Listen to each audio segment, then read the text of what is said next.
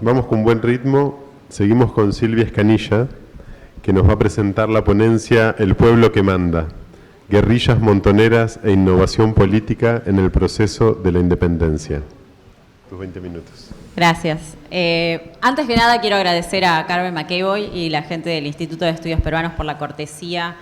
y la calidez con que me han recibido. Estoy feliz de estar acá en Perú con todos ustedes. Bueno, como Alejandro ya mencionó, mi participación específica es referente a la guerra de independencia en el Perú, así que la historia militar está viva.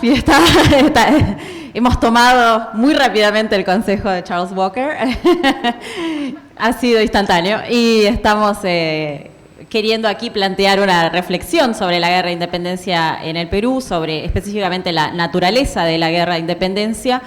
y en particular el lugar de las guerrillas y montoneras en esta guerra y más en general la importancia de la guerra de independencia para la política en el Perú durante el siglo XIX. Para empezar es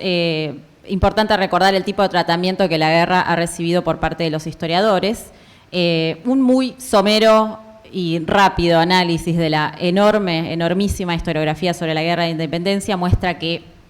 digamos, por un lado, para sistematizar esto, por un lado, la guerra ha sido percibida como el medio que la nación peruana debió utilizar para lograr su libertad y en este sentido la guerra de independencia es entendida como una gesta patriótica. Por el otro lado, ha sido entendida como simplemente una invasión foránea que forzó a la élite limeña a abrazar la causa independentista y en este caso es vista como una cosa que viene desde afuera y no como algo que ha sido generado,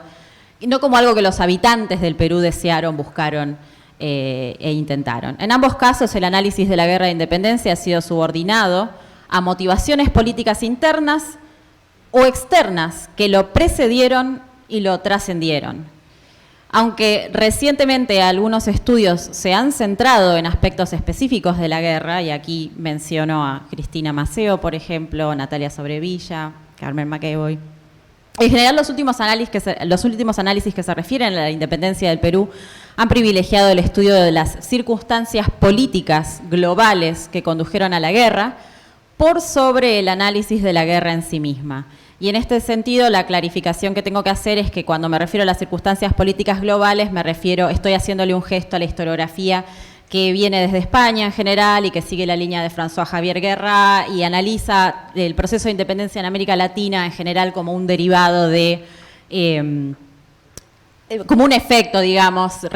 como una respuesta a la revolución juntera que ocurrió y la guerra de independencia en la propia España, y entonces desde este lugar, digamos, las circunstancias internas que llevan a las guerras de independencia desde algún punto de vista han sido minimizadas por este tipo de historiografía.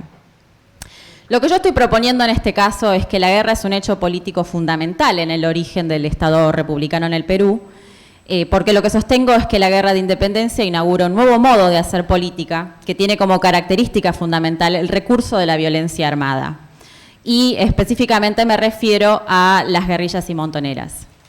Como sabemos, las guerrillas y montoneras son una presencia constante durante el siglo XIX peruano, que se podría decir que solo se cancelan o digamos, su participación se deslegitimiza con la guerra de 1894-95 que Niels Jacobsen va a presentar el miércoles para todos ustedes. En este sentido, lo que yo estoy proponiendo es que la guerra de independencia inaugura este modo de participación política de la sociedad peruana y voy a explicar por qué. Para empezar, no hubo guerrillas y montoneras antes de la guerra de independencia. Se podría argumentar que siempre ha habido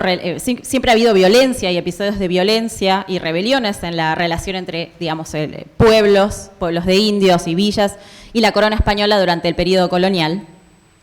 Pero lo que yo sostengo es que no existió hasta el momento de la guerra una acción decidida por parte de los pueblos, concretamente de la Sierra Central y específicamente del Norte Chico, que es lo que yo investigo, para organizarse militarmente. Hubo estallidos violentos, pero no hubo una organización militar dirigida hacia la defensa y sostenimiento de cada uno de estos pueblos como entidades políticas. Si bien es cierto que desde las reformas borbónicas hubo una intención de la corona por organizar milicias, y hacer que la gente recibiera entrenamiento militar. Varios autores ya han señalado que estos intentos fueron fallidos y en el mejor de los casos, y lo que yo he comprobado para el norte chico, es que lo que existieron fueron milicias de papel. Los intentos de la corona por organizar milicias en la segunda mitad del siglo XVIII y la primera década del siglo XIX fracasaron en gran medida por la dispersión de la población en la sierra, que rehusó trasladarse para formar las milicias a las cabeceras de los pueblos. En particular, durante la década de 1810, los subdelegados reportaron en varias oportunidades que se les hacía imposible reclutar gente porque no los hallaban en los pueblos, simplemente no estaban, sino que estaban dispersos en la sierra y solamente bajaban un par de veces al año para ocuparse de tareas agrícolas. Algunos autores, como Jeremy Mumford, han mencionado que las reducciones fueron un fracaso en el corto plazo y un éxito en el largo plazo, pero lo que yo he encontrado es que desde el punto de vista de la militarización, para el periodo colonial tardío esto no es cierto. Lo que es cierto es que la naturaleza centrífuga de la sociedad andina conspiró contra las necesidades de organización militar de la corona en al menos dos sentidos. Por un lado, los habitantes rehuyeron el reclutamiento para alimentar las filas del ejército real, pero por el otro, cuando las circunstancias cambiaron, se organizaron militarmente teniendo en cuenta, en este caso, la defensa de sus propios intereses y en concreto frente a la posible invasión que a mediados de 1820 ya no era un secreto para nadie. Entonces, lo que yo encuentro en el origen de la organización de las guerrillas y montoneras es esta decisión de los pueblos de atender una cuestión fundamental, que es la supervivencia como comunidades. Los pueblos de la sierra percibieron una doble amenaza. Por un lado, las noticias de la invasión, el desembarco y luego la organización de la expedición a la sierra no fueron un secreto para nadie debido al aceitado sistema de información que circulaba por los cerros llevando espías, papeles y noticias. Pero lo que sí es importante recordar es que es la contingencia del momento que Carmen McEvoy nos estaba recordando más temprano. Y es que, digamos, la gente realmente no sabía lo que se iban a encontrar con la expedición de Álvarez de Arenales, por ejemplo. O sea, se sabía, había noticias y había papeles y había espías y había ideas de qué era lo que podían llegar a hacer una vez que se encontraran con ellos, pero realmente no había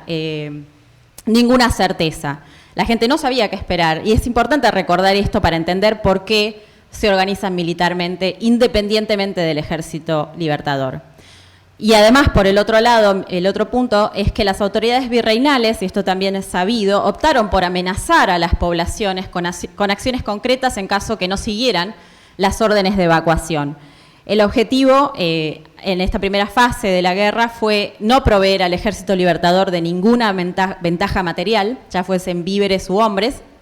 y por eso uno de los ejemplos que yo trabajo en esta ponencia es el del comandante realista Mariano Ricafort,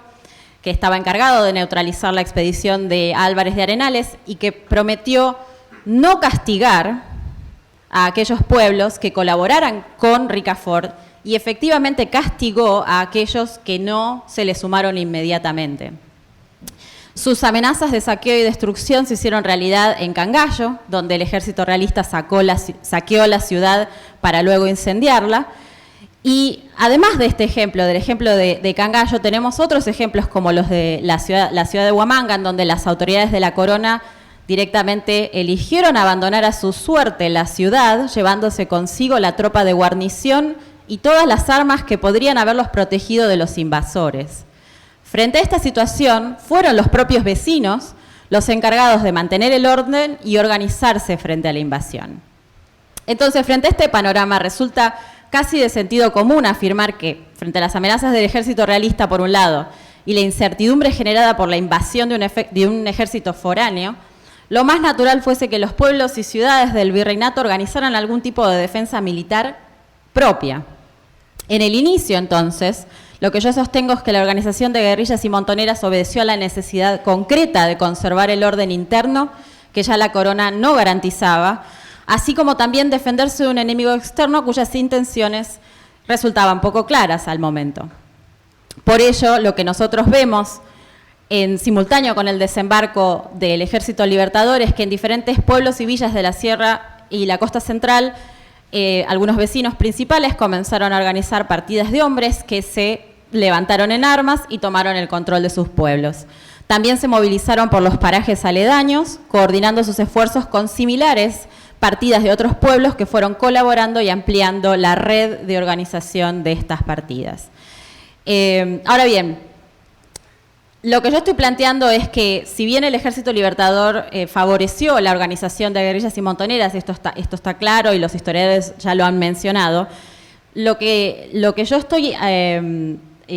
haciendo hincapié en el aspecto espontáneo de la organización de las partidas, porque no es que las partidas de guerrillas y montoneras se organizaron únicamente en los lugares en donde la expedición de Álvarez de Arenales circuló, sino que se organizaron por todas partes. Y en este sentido, lo que quiero sugerir es que la distinción entre la palabra guerrilla y montonera, o entre los dos tipos de organización militar, iluminan un aspecto central de la guerra, porque se ha dicho que la participación de las guerrillas y montoneras fue limitada, en tanto se dedicaron al espionaje, las pequeñas escaramuzas y la hostilización del enemigo, por lo cual el rol que tenían no encajaba con el de un ejército regular al que por otra parte no tenían interés en ingresar. Y estas son ideas que, por ejemplo, Heraclio Bonilla ha desarrollado. Asimismo, también es cierto que, aunque el Ejército Libertador necesitaba contar con la colaboración de estas partidas para el control efectivo del territorio, en reportes e informes oficiales aparecen muchos casos que realmente no consideraban a las partidas y montoneras como parte del ejército regular. Y aquí es donde lo que Alejandro mencionaba es como cómo se hace muy complicado seguir quiénes son partidas, quiénes son montoneras, quiénes son ejército regular, es realmente difícil. Ahora, lo que yo planteo es que, si bien es cierto que en muchos casos funcionaban independientemente del Ejército Libertador concretamente, en muchos otros casos funcionaron integradas al ejército y sus jefes fueron incorporados al escalafón militar. Y un ejemplo muy obvio que seguramente todos conocen es el de Francisco Vidal. Algunos autores han intentado explicar las razones por las cuales algunas partidas funcionaron más integradas al ejército que otras, planteando una diferenciación precisamente entre montoneras y partidas de guerrilla. Siguiendo esta diferenciación, las montoneras habrían funcionado como formaciones espontáneas, carentes de organización y disciplina interna, mientras que las partidas de guerrilla habrían constituido una versión más evolucionada, exhibiendo una estructura de tipo militar hispánica, con jerarquía de tenientes, capitanes y subtenientes, regimientos, etcétera, factor que las habría hecho mucho más disciplinadas y organizadas que las montoneras. Sin embargo, Juan Fonseca Ariza ya ha señalado la inexistencia de esta diferencia, porque tanto unas como otras estaban muy lejos de ser espontáneas y desorganizadas. Lo que yo planteo y lo que yo encuentro en la documentación militar, en particular del Archivo Histórico Militar que Walker recién refería, es que los contemporáneos distinguían a las partidas y a las montoneras como organizaciones independientes del ejército regular, simplemente porque no todas las partidas se subordinaban a la comandancia general y las que lo hacían tampoco lo hacían siempre. En aquellos casos en que las partidas funcionaban siguiendo órdenes de la comandancia general y se trasladaban junto con algún regimiento regular, se podía decir que complementaban al ejército y allí eran denominadas partidas o partidas de guerrilla.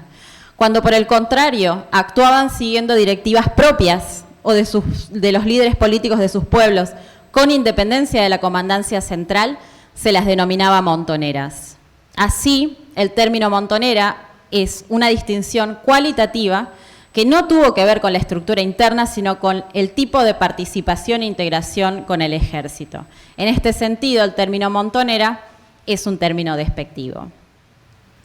Sin embargo, la importancia de esta distinción entre montonera y guerrilla se reduce cuando se comprueba la gran cantidad de escaramuzas en las que tanto guerrillas como montoneras se vieron envueltas.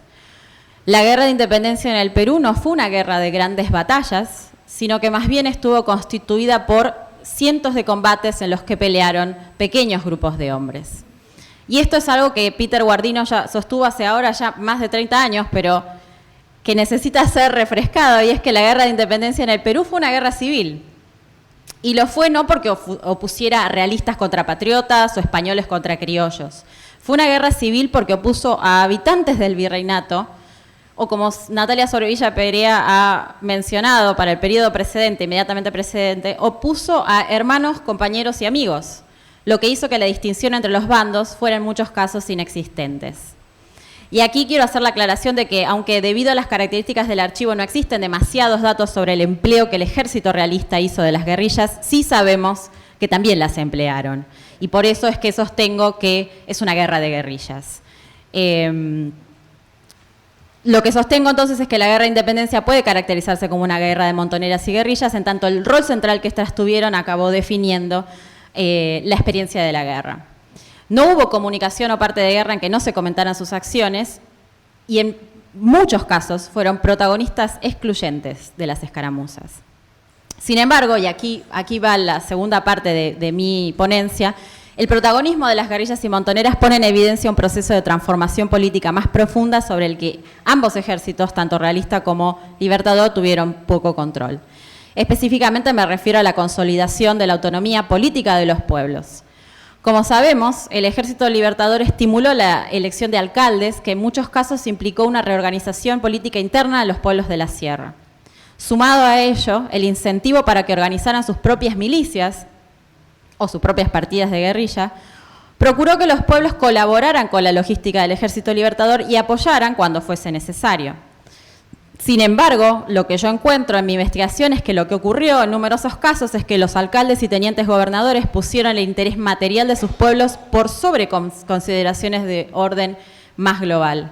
La decisión de mantener las partidas en sus pueblos, por ejemplo, procuraba evitar que los pueblos quedaran sin defensa, ya que en la situación de guerra en la que se hallaban, no tener una partida que defendiera al pueblo implicaba saqueo, muerte y destrucción. Por eso, dado que su supervivencia como comunidades estaba en juego, los pobladores demandaron tener injerencia en cuestiones militares. Los casos que analizo en la ponencia son los de los pueblos de Supe, Barranca, Pativilca y Huacho, que no solo se reorganizaron políticamente, es decir, eligieron a sus propias autoridades, sino que además condicionaron su apoyo militar a la posibilidad de organizar sus propios regimientos independientemente unos de otros, cuando en el pasado esto no había sido así. El reclamo de estos pueblos y la decisión de muchos otros de comandar sus partidas y mantener su independencia de cualquier ejército marcó una mutación política fundamental en el virreinato del Perú, porque por primera vez la participación militar favoreció y potenció las soberanías locales. La acción combinada de la política de guerra total del ejército realista y los incentivos dados por el Ejército Libertador para la organización de partidas fomentaron, y esto es lo que sostengo, la redefinición y afianzamiento de identidades que se construyeron en función de intereses locales concretos y en oposición tanto al Estado virreinal como al protoestado sanmartiniano. En este proceso pusieron de manifiesto la erosión de la legitimidad monárquica, así como también la debilidad estructural de este naciente Estado republicano. En el caso de Huacho, que es otro de los casos que analizo en la ponencia, no solo se cambiaron las autoridades políticas y militares designadas por el propio San Martín, sino que además los pobladores forzaron a la jefatura de gobierno patriota a reconocer la soberanía del cabildo sobre sus propios asuntos.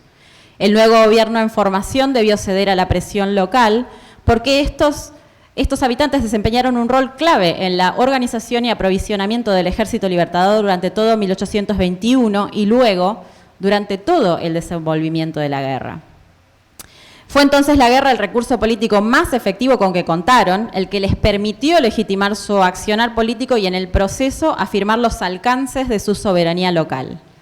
Al hacerlo, también pusieron de manifiesto el proceso de fragmentación de la soberanía en el espacio virreinal peruano, confirmando aquello que Cecilia Méndez planteó sobre que la guerra decimonónica no es posible sin gobierno y específicamente sin gobierno local.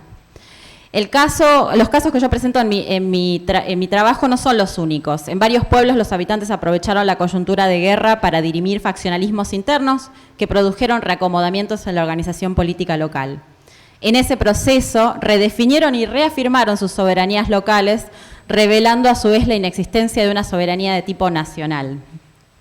Es por ello que la guerra de independencia en el Perú constituyó un agente de construcción de soberanías, pero no de consolidación de la nación. Por el contrario, la guerra puso en evidencia que el poder político se hallaba en Lima, en Cusco y también en estos pequeños pueblos que sostuvieron económicamente a las tropas. Esta ruralización de las bases del poder, y tomo la expresión de Tulio Alperindongui, planteó un desafío profundo a las élites que sobrevivieron en las grandes ciudades. Específicamente, la guerra inauguró una nueva forma de hacer política que tuvo una característica común: el uso de la violencia armada como arma política válida para construir alianzas, definir lealtades y afianzar soberanías. Los pueblos utilizaron su control de las guerrillas y montoneras como arma de negociación en cualquier coalición en la que participaron. Así, la política se militarizó porque la guerra se había politizado.